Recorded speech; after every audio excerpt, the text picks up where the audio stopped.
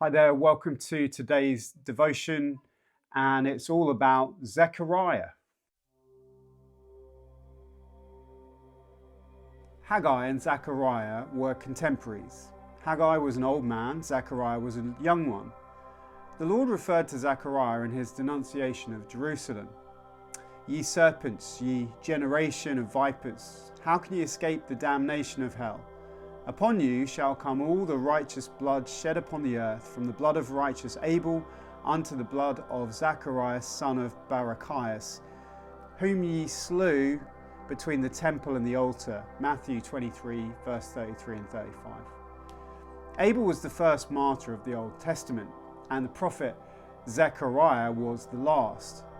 The temple had been finished thanks to the spur and lash of old Haggai. But the Canaanites, that is, wicked, unbelieving Jews, Zechariah 14:21, were now in the house of the Lord, and Zechariah was outraged. At first, his prophecies took an apocalyptic turn. He looked far down the distant ages, and his preaching was far beyond the grasp of his hearers. I see a red horse, he cried. Now I see 4 horns and 4 carpenters. He might as well have been speaking a foreign language. I see a man measuring the city. I can see the high priest in filthy raiment. Now I see a branch, now 2 olive trees. Now I see a woman sitting in a container. Now come 2 women with wide wings like a stork. They are carrying the woman to Babylon. Now I see 4 chariots, multicolored horses going off in all directions. And now, mark this well, I see the high priest being crowned like a king. We can well imagine Zechariah's hearers making no sense at all of all of that. Indeed, to this very day, multitudes in the church still can't decode the apocalyptic message Zechariah gave. We can imagine that the Jews were increasingly annoyed with the prophet for setting forth truth they simply could not grasp. Not that they liked him any better when he put aside his riddles and spoke in plain language.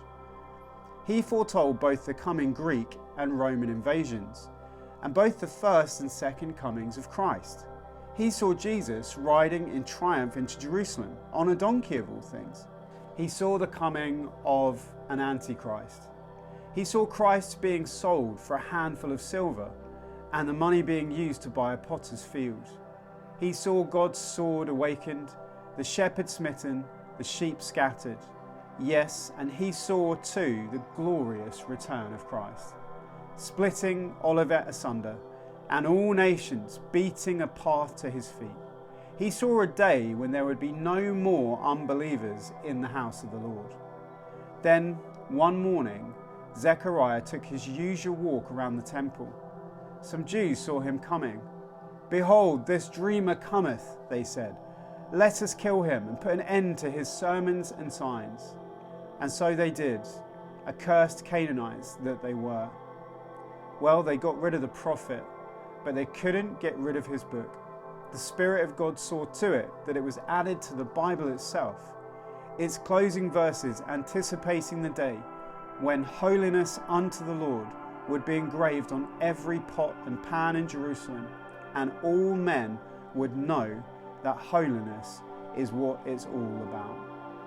God bless you. Thank you for joining me for another devotion. See you tomorrow.